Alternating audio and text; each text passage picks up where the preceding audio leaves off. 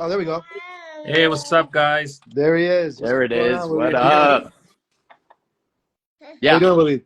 Good, man. How are you guys doing? Good, good. Can you hear us okay? Yes. Awesome, I hear you awesome. guys Well, okay. Let me adjust that. awesome. What's going on?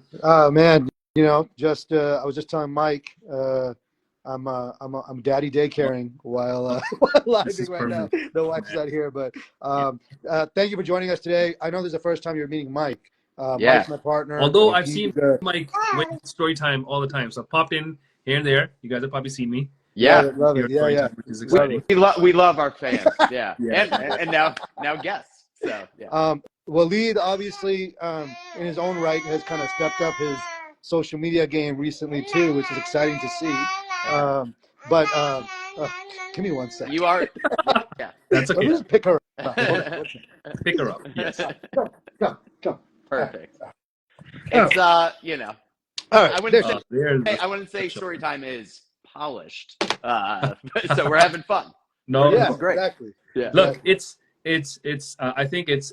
You guys are putting out realistic stuff. There's no sugarcoating. It's how it is, Mhm. and I think that's what people want to hear, and that's what adds value.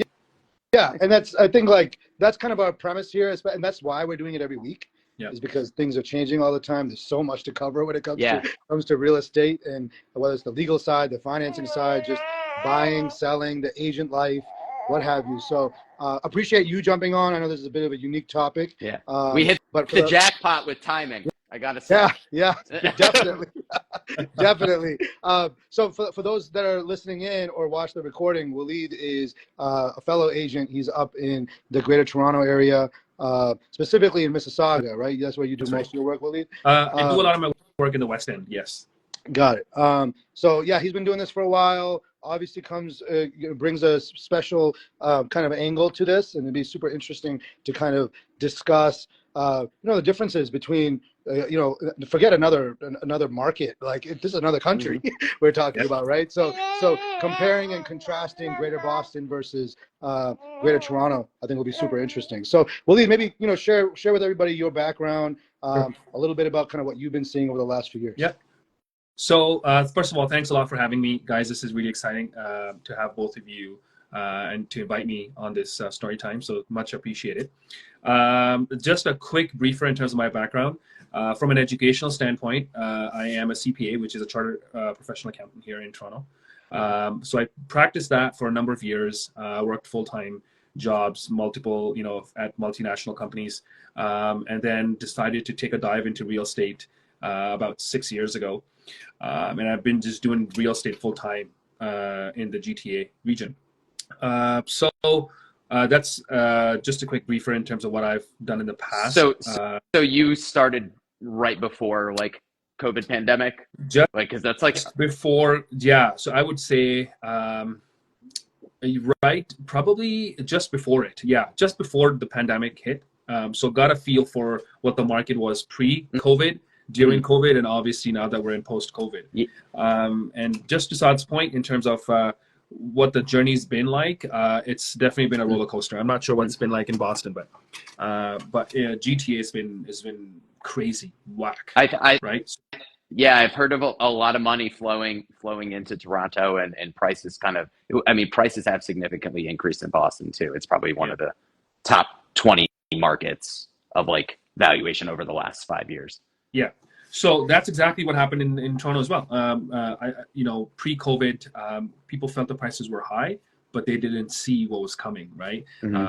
And so as soon as COVID hit, so what happened with the real estate market was there was a period in, I would say, summertime. So COVID hit around March 2020. 20, yeah. 2020, yeah. So March 2020. And that's where obviously things just, came to a halt. The real estate market just crashed, right? The prices dipped significantly. And people that were forced to sell because either they were getting into a pre-con or retirement or whatever reason, those people, kind of sold at a very, very low price. And then all of a sudden during COVID, we saw, prices skyrocket all across the GTA. We're talking about all across property types, whether it's condos, townhouses, detached homes. I was gonna ask, what is the general makeup of your area? Like, what are good how many question. single families, all that stuff? Yeah. Yeah, good question. So we have a great mix of property types here, and so I'm gonna talk in general in GTA region, and that's the case in city to city as well. It varies slightly as you kind of expand your radius outside of Toronto, but generally speaking, high density residential within the metropolitan cities. You know, it's similar to Boston. You got a lot of condos. As you kind of pan out, you get into your townhouses and detached homes. I think that terminology is probably very similar. It is in the U.S. Yep.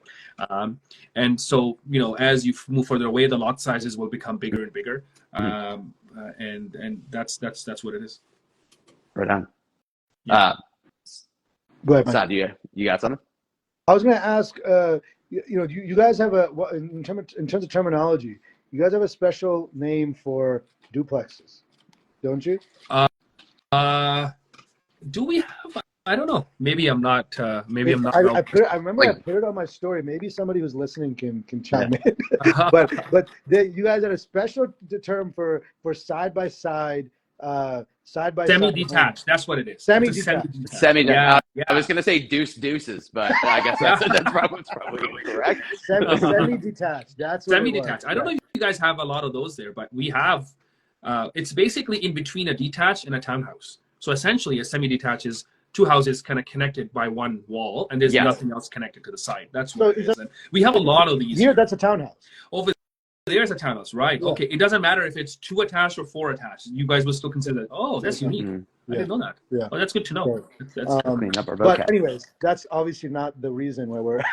No, but this is good information. No, this is the fun stuff. Oh yeah. But so one thing I wanted to touch on was financing. Financing is definitely different there. I mean, as Waleed, you and I have talked about, right? Like you don't have a traditional 30-year fixed there. So how does that impact people's affordability, especially at a time like now when interest rates are high? Like, what are you seeing? Like, who are the folks? Those folks, especially who don't come with a lot of cash and what have you, or especially those that are like afraid of like rates within 5 years just going up on them, and now they don't have forecast, like they're not able to forecast. How do you have that conversation with them? Because that's quite different than over here. Absolutely, and this is one of the biggest differences in financing between just going across the border, right? And I feel that we don't have it as good as the U.S. And I think most of this has to do with the fact that U.S. generally obviously has a larger market. So, for example, if you have clients that are at a lower rate and then lock it in for 30 years, you could offset that with new clients coming in with a current rate. So there's that offsetting that happens with a larger market, right? So you don't have everybody locking in for 30 years at 2% in the US. That is honestly our biggest problem right now, is that once you lock that in, you don't want to double your rate to move to somewhere else to pay more. So homes are being held more in that natural pipeline of maybe a small condo to a bigger one to a single family. It's getting held up. I guess that's a disadvantage. Never thought about that, because that would be a disadvantage, because you're saying, oh well, I'm sitting here with such a locked-in rate for so many years now. I can't move. I don't want to move. Yeah. I never thought about that. That's interesting. So on the other side, where we have it as it's variable. So we have variable. We have a true variable, which means your monthly payments adjust as interest rates adjust. So you see that on your statement. Okay, that's a true variable. Then we have a variable fixed, which means that your amount, for example, is if it's $3,000 a month, your interest and your principal will adjust, but your $3,000 won't adjust. Okay. So if the rate goes up, your interest payments for that amount is just going to scale up. Oh, okay. Remain fixed.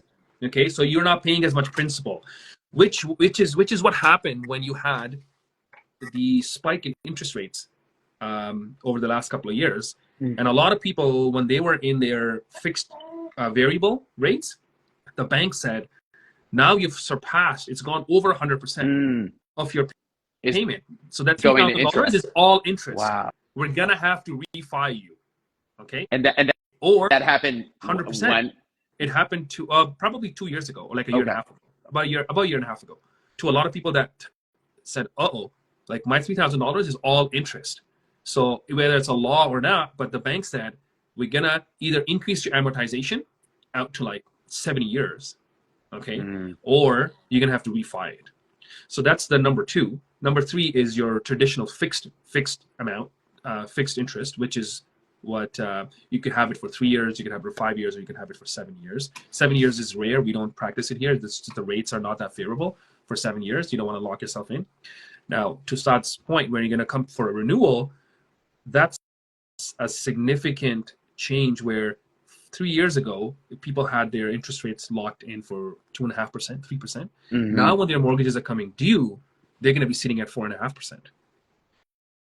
That's a significant increase in their mortgage payment. So what do the majority of people, what route do they typically choose, or is it really depending on the time? Yeah, so a lot of people depending on the situation, right? Exactly. So yeah, so if you feel that the interest rates are going to come down, they would just renew at a variable rate. If they feel that, okay, we're sitting at a pretty decent amount, we would just fix it at at a lower rate. So it just depends on people's situation. But the main point here is they are going to feel it significantly when their renewal happens, where the rates are now not 2.5%, they're at 4.5%. And when you have a mortgage of $1 million, which is kind of typical here, which is a lot, but still, for a detached home, your mortgage is sitting somewhere between $700,000 to $1 million plus. And at a 4.5% rate, you're looking at about $5,000 mortgage on average. Yeah, it's wild to have to like right now, like if somebody were to buy, like what are you telling people at the moment, or what are your clients doing? So I think I tell my clients, it's the market moves when you have first-time home buyers that are moving. So it's sort of like a bottom-up approach where you gotta have first-time home buyers active. When you don't have that, the market starts to come to a grind. And here we're experiencing that. And the reason is because, first of all, the condo market has seen an oversupply of condos coming into the market. It's like big condo buildings? Big condos coming in and investors leaving. So because they're not seeing their rental returns coming to fruit, they're not seeing that. They're not seeing the value from the rental. So you're seeing a lot of investors dumping. I've had in my investor clients just sell because they're like, first of all, my renewal's coming. I can't afford, having this condo with the rental that is giving me. I'm going to be negative cash flow. Let's just dump it, sell it. If we got a gain, we got a small gain. If not, we get a small loss and just get out of it. So that happened in the condo market. It's still, when you look at the condos, there's a significant surplus there, which means technically, if you got a smart buyer, this is an opportunity where you can cash in and pick up good deals. Right? Yeah, well, that's kind of the line of kind of conversations we're having with first-time home buyers, especially here. It's the same deal. Like, we probably have less inventory than you guys do in GTA. But condos, especially, is an area where there's opportunity for people, for sure. 100%. You'll get, whether it's new construction, existing homes, what have you, something that's from the 1980s or from the early 2000s. It doesn't. They tend to sit longer than.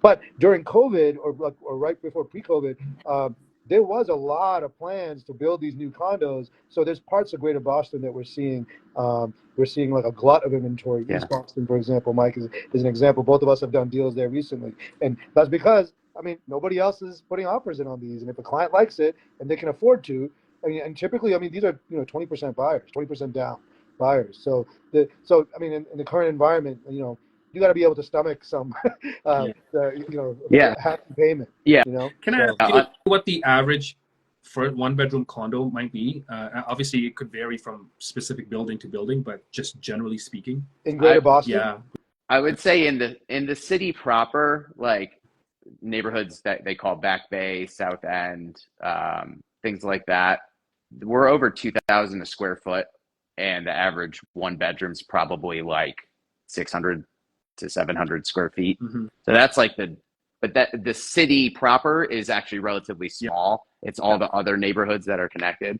So outside of that, you're probably, on average 7 to Yeah. 700 a square foot, something like that. I was gonna say your average one bedroom is gonna cost around like somewhere between $650 and $700,000 US. Okay, so that's the rate in outside of Toronto.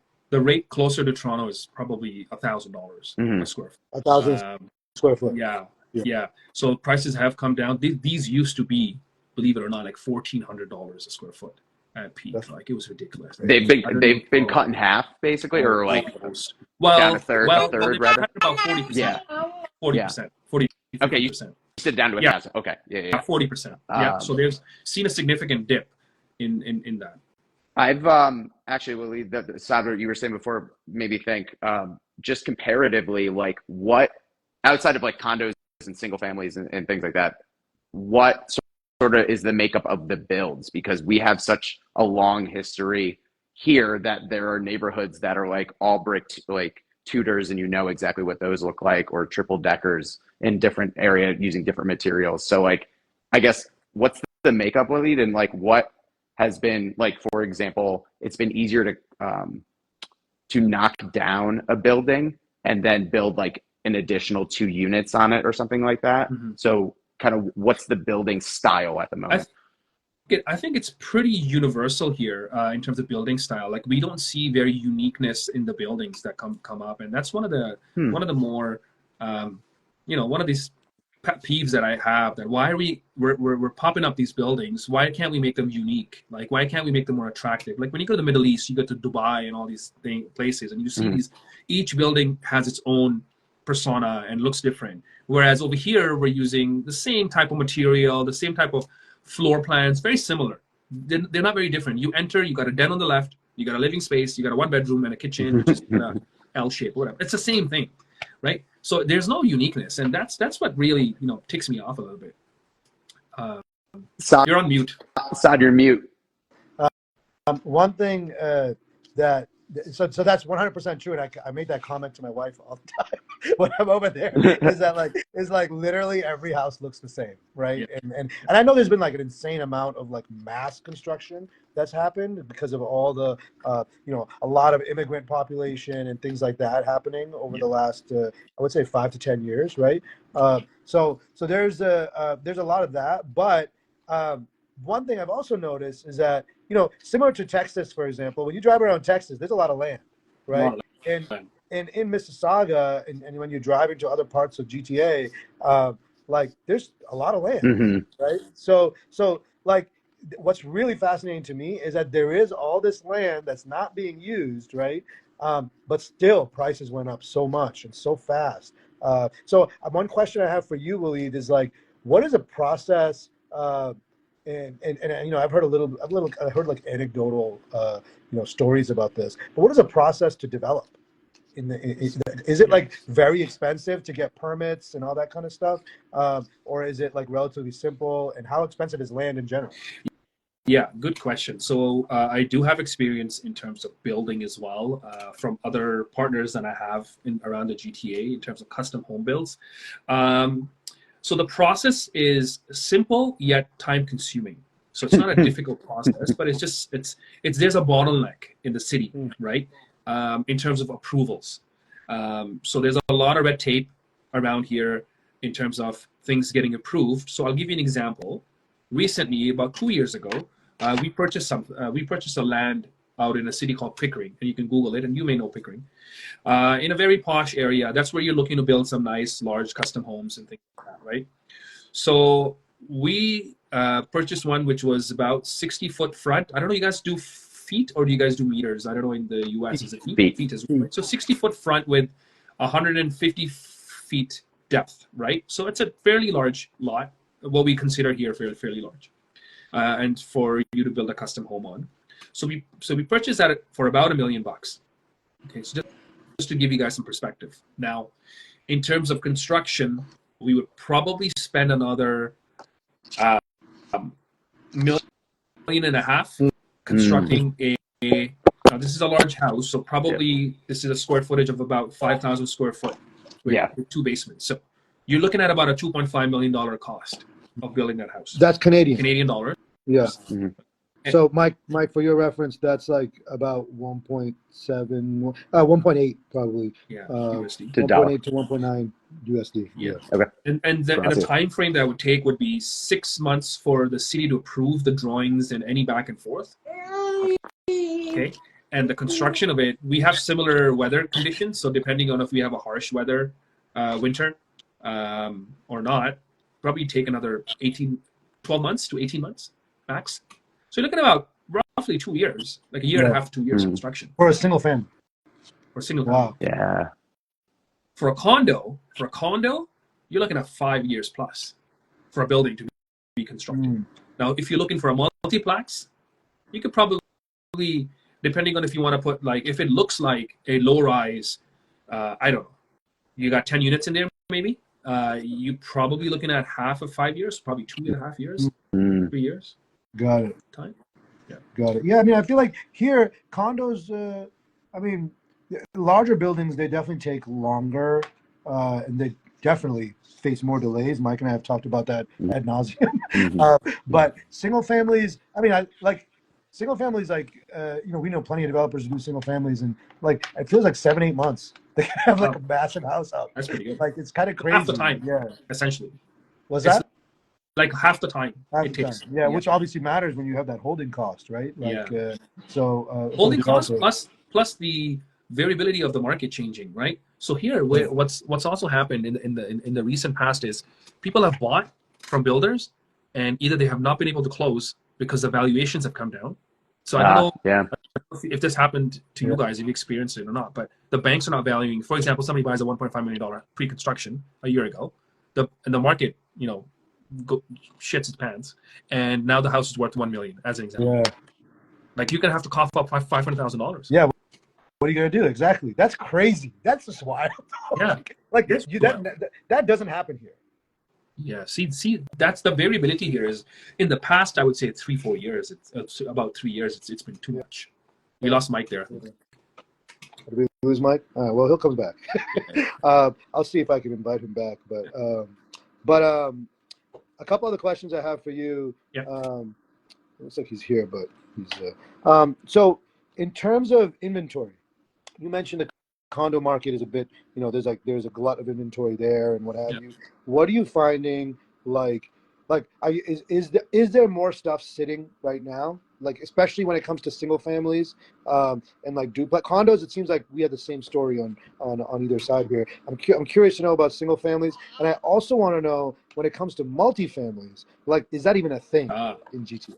Interesting. Okay, you want me to wait for Mike to come pop in, or I mean, we're limited on time. Okay, I'm just gonna invite him back, but keep going. No problem. Okay, so I think your first question was, what's the market like for single family here recently, right? I'll give you some. Hey, Mike. Hey guys, That's sorry about that. No problem.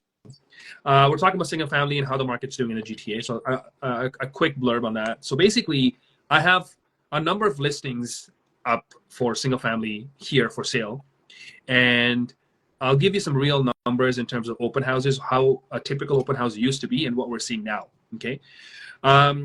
Right now, so typical house, open house, you'd see about, almost close to double-digit families coming through on a single day. So for 2 hours, you'd probably see about 9-10 people come through. Last couple of weeks, we've been doing it, hardly one. Wow. Even for single family? Even for single family detached homes. Do you think that's a function of the market? Do you think it's a function of pricing? Not to say that you're not pricing properly, but curious to know about that. Yeah, Mike, did you have? I was going to say, or some conversations being had. So I think people are, and this is my conversation with my colleagues and my clients as well. First of all, it has to significantly do with Trump in power and the variability of having tariffs.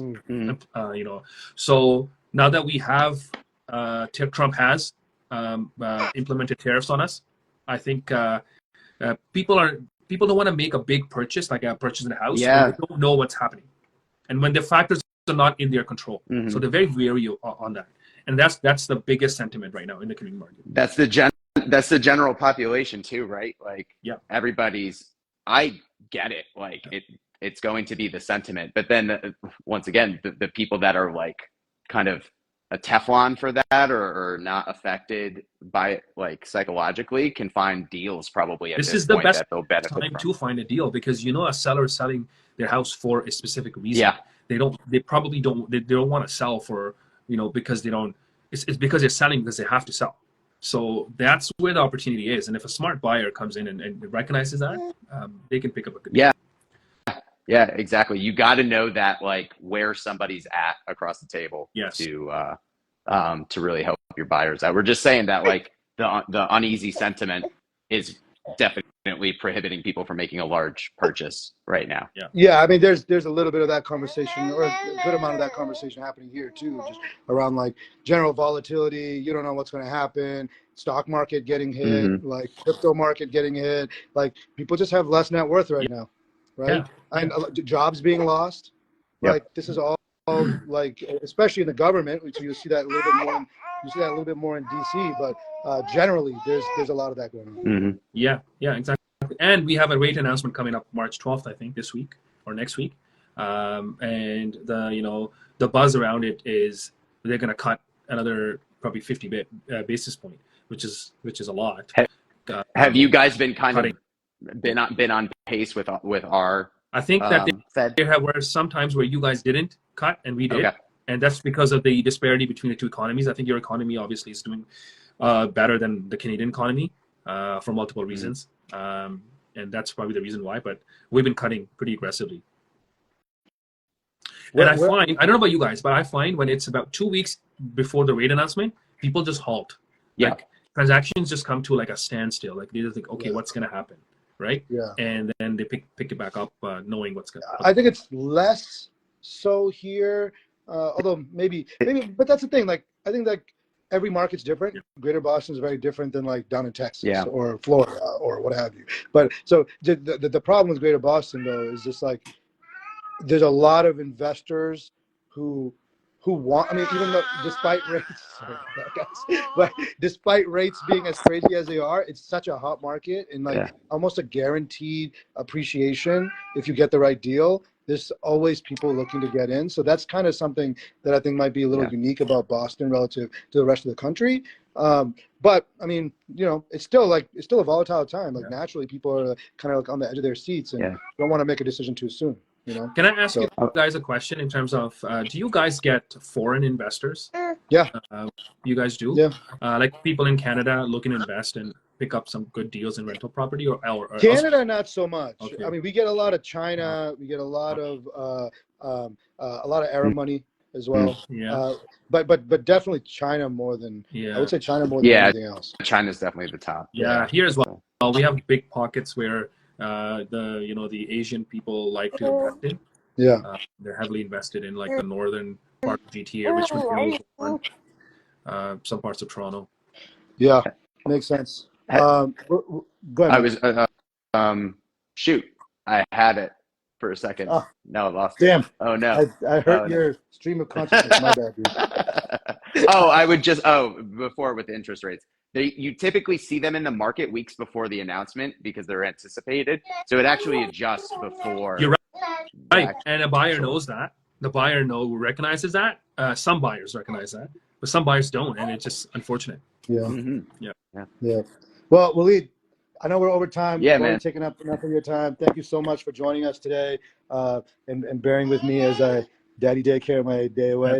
Loved it. But we'll have you on soon just to kind of revisit how things are going up there, and just like stay in touch with you. I mean, it's always good to kind of get other people's kind of views on how things are going in their markets and things like that. So really appreciate your insights. Thanks a lot for having me, guys. I appreciate it, and we'll be in touch. Nice meeting you, Mike. Nice to meet you. Thank you, everybody else, Waleed. for joining on today. He's Mike. This is Waleed. I'm Saad. This is Story Time. See you next week.